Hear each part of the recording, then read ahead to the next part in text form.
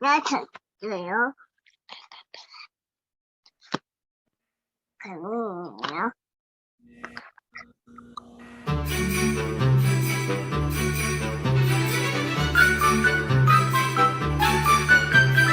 하나님이 주신 축복이 얼마나 놀라운지 뒤돌아서 한번 보세요. 깜짝 놀랄 거예요.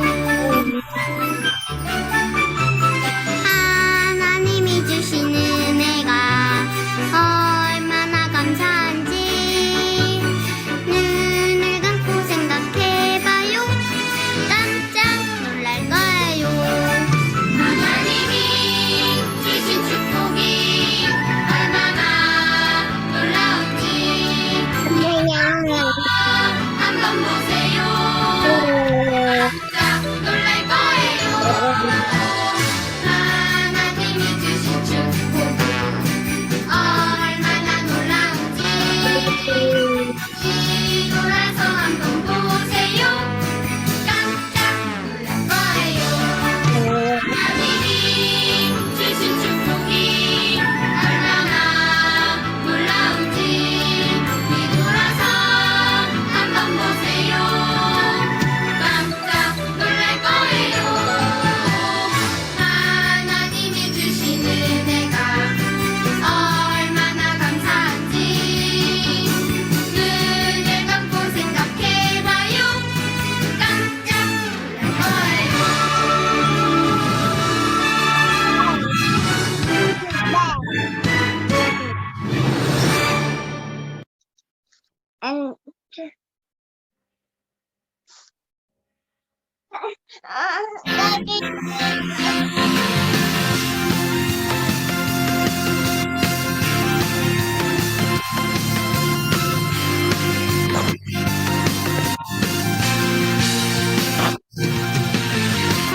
감사하리로다 찬송하리로다 그리스도 이 땅에 오셨도다.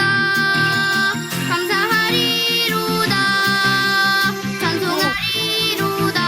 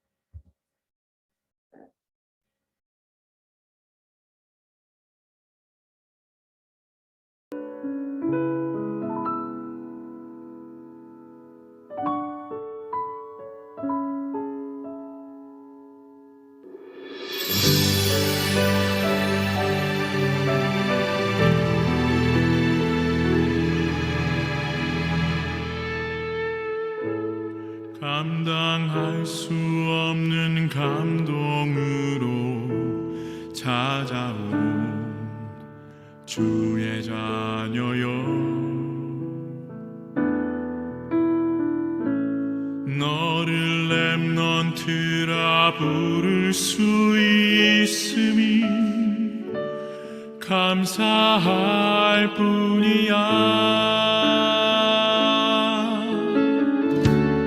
험하고 큰 세상처럼 보이지만 그보다 더 큰 하나님께서 너를 지명하여 부르시고 세상 살릴 능력으로 지금 너와 함께 하셔. 온갖 거짓과 탐욕으로 물든 현장에 증인으로 전도자로 세워주실 그를 너의 끝비기 시작한 심장박동이 오직 하나님께만 영광이 될 수 있는 시작과 끝이 되기를 기도해.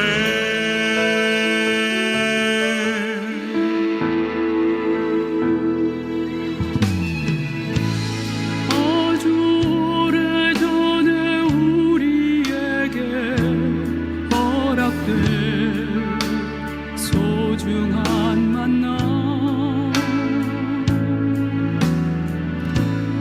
너는 렘넌트로 이 시대 살리는 축복된 전도자. 복음의 깊은 뿌리가 내려지고 언약의 전달자로 나아가. 그래 저기 그곳 황폐한 땅 살아계신 하나님이 항상 너와 함께 하셔.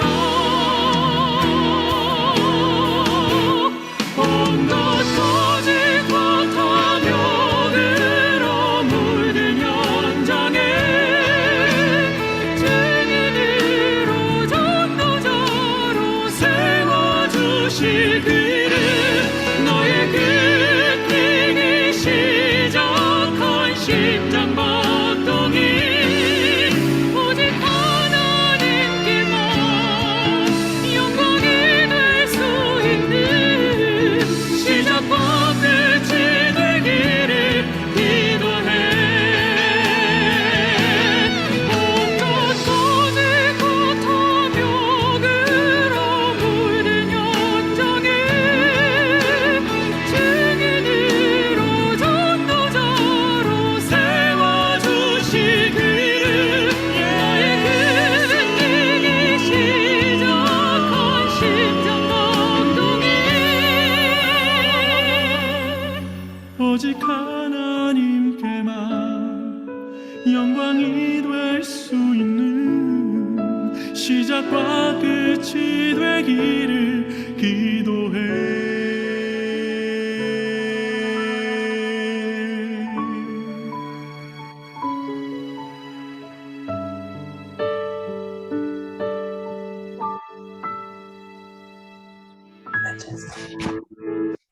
네, 우리를 대표해서 이한정 집사님이 기도해 주실게요. 하나님 아버지, 오늘도 이렇게 태양아 예배를 드릴 수 있음에 감사합니다.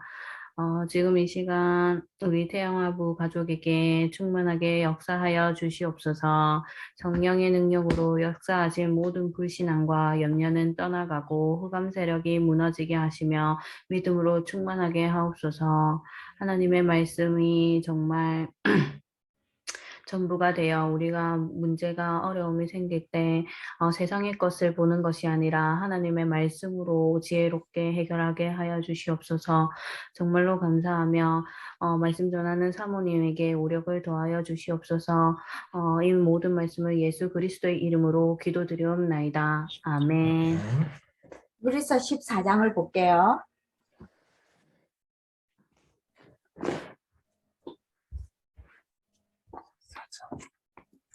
히브리서 14장 12절, 13절을 볼 텐데요. 그 구절이 두 구절이라서 좀 소리는 울리더라도 같이 합독하겠습니다. 히브리서 4장 12절, 13절 같이 합독합시다.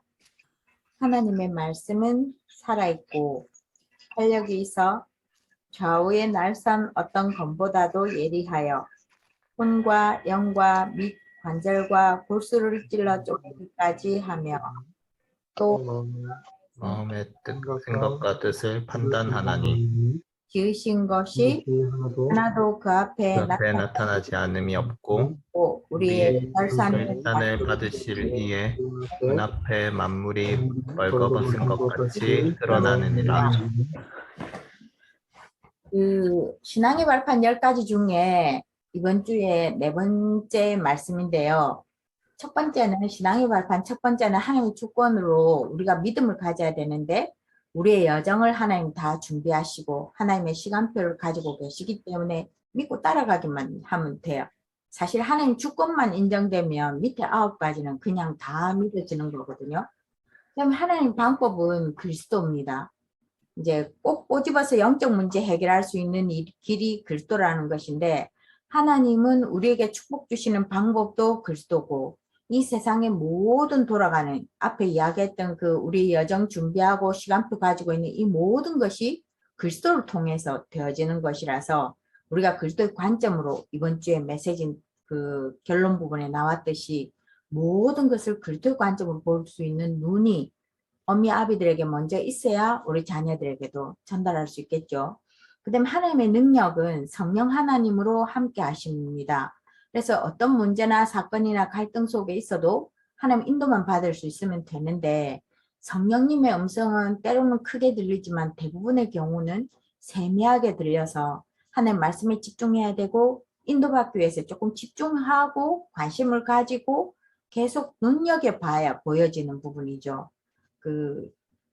막 크게 막 기적처럼 무슨 일들이 일어나는 경우보다는 세밀하게 이렇게 우리한테 깨닫게끔 생각나게끔 뭐 이렇게 인도하시는 게 대부분이더라고요. 그 다음에 이제 이번 주 말씀은 하나님의 말씀인데요. 하나님이 원하시는 방향을 알 수 있습니다. 히브리서 4장 12절 13절 말씀은 제가 그 아기 낳고 윤리 때인데요. 지금 보니까 그게 류마티스 관절염이었을 수도 있겠는데 윤리를 제가 한겨울에 낳았거든요. 강원도 굉장히 춥고 그래서 한 2주 만에인가 3주 만에 이 손 마디마디가 아프더라고요. 근데 그때 이제 히브리서 4장 12절의 말씀이 제게 딱 붙잡아지더라고요. 그러고는 잊어버렸어요.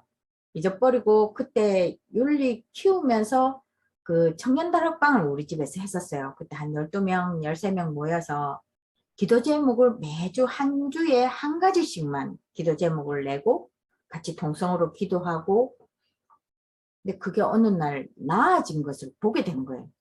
제가 이걸 꼭 나아야 되겠다 해서 작정하고 막 기도한 건 아닌데 히브리서 4장 12절 말씀이 그날따라 이렇게 딱 들려질 때가 있더라고요. 그때는 이제 제가 윤리 재워놓고 새벽에 우리 때는 자료가 지금처럼 많지가 않아서 그 집회에 가면 그 유목사님 집회하는 걸 15개씩 12개씩 교재 한 권을 전체로 이렇게 녹음 테이프를 팔 텐데 그때 이제 유목사님 메시지 들으면서 이게 이제 딱 제 마음에 딱 부딪힘이 있었고 믿어지는 믿음이 생긴 거예요. 그래서 하나님이 은혜로 믿음을 주시는 것도 하나님 은혜더라고요. 그래서 말씀을 통해서 치유되어지는 걸 제가 경험했거든요. 말씀이 그만큼 힘이 있어요. 하나님 자신이기 때문에 그렇죠. 그래서 하나님 말씀이 뭘 설명하고 있냐면 복음, 그리스도 구원을 설명하고 있다. 로마서 1장 4절 5절에. 그래서 우리가 그리스도의 비밀로 복음 각인, 말씀 뿌리, 기도 체질 되는 것이 하나님의 소원이다. 아브라함을 예로 들었어요. 이삭을 바치려고 할 때 하나님 바치라고 해서 순종하면서 이삭을 바치려고 할 때 오직 복음을 깨닫습니다. 제가 볼 때는 이삭도 같이 깨달은 것 같아요. 그 다음에 출애굽기 3장 18절에는 오랫동안 노예 생활하던 430년 동안 노예 생활하던 거기서 해방받는 날이 문설주에 피 바른 날 6월절이에요. 이스라엘 백성이 오직 되는 날인데 제가 말씀을 준비하면서 보니까 이렇게 이스라엘 백성이 오직이 되어졌는데 광야 생활에서 이 오직이 틀어져요. 그래서 위로도 되고 뭐지 하는 물음표도 생기더라고요. 어쨌든 믿음이 생겨서 문설주 피 바른 날 저주 재앙에서 빠져나옵니다. 그렇죠? 그다음 포로되었을 때 임마누엘 하시겠다고 약속의 말씀 주시고 베드로가 올바른 신앙 고백을 했을 때 우리가 알지 못하는 복을 바로 주신 거죠. 예수님 통해서. 그래서 올바른 복음을, 올바른 신앙 고백을 설명하고요. 그 다음에 로마서 1장 16절 18절 말씀으로는 이스라엘 백성이 계속 선민사상에만 이렇게 묶여져 있을 때, 선민사상만 갖고 있을 때 모든 민족이 다 구원받는다는 말씀을 바울이 깨닫게 해서 말씀을 하게 했고 이 말씀을 붙잡은 칼빈이 또 신학을 세우는 거죠. 만인 제사장. 그때 당시만 해도 획기적인 말씀이에요. 그렇죠? 그걸 우리가 이 은혜 때문에 우리가 지금 구원받는 거죠. 이 은혜 때문에 복음 속에 있을 수 있고 이 은혜 때문에 우리가 전도라는 것에 선교라는 것에 우리의 인생을 걸 수 있을 만큼 그까지가 와진 거예요. 그 다음 또 하나의 말씀은 영적 지식을 설명하고 있는데 저도 그렇게 생각하는데요. 제가 오늘 이제 교사 수련회에서 후방 장로님 말씀을 들으면서 저도 환경 문제에서 그닥 자연스럽지 자유하진 않거든요. 워낙 보도가 그러니까 100% 믿어지는 것은 아니지만 환경 문제가 심각한 것을 어느 정도는 받아들이고 있었는데 후광장님 그 말씀 하시더라고요. 환경 문제 때문에 이 땅이 망하진 않는다고. 종말이 오는 게 아니라고. 그렇죠? 우리는 항상 기준이 하나님 말씀이 기준이 되고 하나님 말씀이 잣대가 되어지면 땅끝까지 복음이 증거되어야 이 땅에 끝이 오고요. 호세아서 말씀처럼 영적 지식이 없어서 망하고 있지 못 배워서가 아니고 우리가 환경을 지키지 않아서 망하고 그렇지는 않아요. 물론 오는 질병도 있고 불편함도 있기는 하겠지만 그것이 망하게 하지는 않죠. 영적 지식이 없어서 망하고 있다는 이게 와야 우리가 하나님 말씀 증거할 수 있는 사람 한 사람만 있어도 된다는 그 말씀에 우리가 도전을 받고 우리의 사명을 다시 발견하고 우리가 살아야 될 이유를 다시금 확인하는 거. 우리가 렘넌트로 우리 자녀를 키워야 될 이유를 다시 붙잡는 계기가 되는 게 호세아 4장 6절 말씀이에요. 그 다음에 또 영적 지식 중에 이번 올해 계속 나오는 말씀이죠. 삼위일체 되신 하나님이 함께 하시고 보좌의 축복이 함께 하시고 시 공간을 초월하신 그 하나님이 우리가 예수 이름 부를 때 우리가 전도의 방향 맞출 때 역사하시고 우리를 통해서 우리 자신에게도 복음의 빛이 임하였고 우리를 통해서 이 복음의 빛이 발산되어지기를 원하시는 거죠. 이걸 설명하고 있고 영적 문제 다른 곳에서 말하지 않고 말해도 틀리게 말하고 다르게 말하는데 성경은 영적 문제를 분명하게 설명하고 있고 사단이 있다는 걸 말해주고 있고 이 사탄은 하나님을 대적해서 영혼 구원받는 일에 구원받지 못하게 하는 일에 구원받아도 그 비밀을 알지 못하게 만들고 또 지식적으로 아는데 실제 삶 속에서 누리지 못하게 만들고 또 이 복음을 증거하지 못하도록 다른 건 다 하는데 이것만 딱 못하게 하는 그 사탄. 그 다음 마귀는 하나님과 우리 사이도 이간시켜서 우리가 하나님 말씀에 집중할 수 없고 하나님과 교제하는 시간을 가질 수 없고 사람과 사람 사이에 부부 사이에 부모 자녀 간에 다 이간질시키는 직장 동료들 간에 이간질시키는 이 마귀를 성경은 말해주고 있는 거죠. 귀신이 활동하는 것. 의외로 이상하게 지금이 배우고 있는 여러 가지 학문들과 지식들 때문에 약간 우리가 서구적인 영향을 많이 받아요. 생각보다 빨리 많이. 그래서 지금 랩런트들은 지금 현재가 중요하고요. 자기 자신이 중요하고 미래의 내세관이 그다지 우리 때만큼 이렇게 선명하지가 않아요. 그럼에도 불구하고 영화나 배우고 있는 것이나 해서 약간 윤회사상 이것이 다 물이 들어가지고 이렇게 죽고 나면 환생할 듯한, 믿는다 안 믿는다는 말하지 않지만 이 부분을 약간 인정하면서 이게 이상하게 죽어서 귀신 되는 걸 이게 배려해서 말하는 건데요. 이걸 지금 그 안 믿는 애들도 이 부분을 약간씩 인정하는 이런 분위기예요. 약간 환생을 하고 죽고 나면 귀신이 되는 것 같은 이걸 이야기하고, 그 다음에 영화랑 이 그 애니메이션이랑 또 여러 가지 게임 도구들이랑 뭐 이런 걸 통해서 귀신이 무섭기는 한데 싫지는 않다고 이런 표현을 해요. 지금 좀 고도의 사단의 전략인데요. 분명히 귀신은 존재하고 사람이 죽어서 귀신 되는 거 아닙니다. 그래서 이 부분을 성경에서 말하고 있고 12가지 문제 이야기합니다. 불신자 6가지 상태랑 무속의 우상에 빠져드는 그 문제를 성경은 말해주고 있는데 이걸 다른 데는 말하지 않죠. 자연스럽게 우리 문화 속에 자연스럽게 미디어를 타고 다 이게 너무나 모든 연령대를 다 자연스럽게 이렇게 약간 장난스럽게 뭐를 보고요. 그 타로도 보지만 다른 것도 보고요. 운명을 보고 이런 게 지금 TV 프로그램에 다 베이스에 다 깔려 있고 이게 심각하게 이야기하지 않으면서 약간 장난스럽게 해서 전 연령층을 다 파고들고 있거든요. 이게 성경만큼 정확한 지식을 전달하지 않고 있어요. 성경에서만 말하고 있어서 꼭 이 사실을 말해줄 사람은 우리예요. 다른 사람 말하는 게 아니고. 그 다음에 성경은 또 하나님과 함께하는 삶을 설명하고 있는데 사건이 일어나면 피할 길을 주시기 때문에 해답을 찾으면 된다고.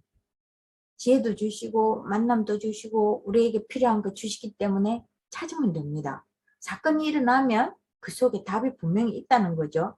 그 다음에 우리가 하는 일에 방향을 인도받으면 됩니다. 그래서 쉽게 이제 예를 든 부분이 대통령이나 고급 공무원은 다윗과 같이, 내가 사업을 한다면 가이오와 같이, 7 랩런트와 같이 가정 문제, 뭐 사회 문제, 종교 문제 있더라도 복음 붙잡고 방향에 하나님 인도받으면 우리 한 사람 때문에 시대가 살아나는 축복이 있다는 거죠. 그래서 하나님 함께 하심으로 인도받아서 우리가 갖고 있는 전문성 갖추면 됩니다.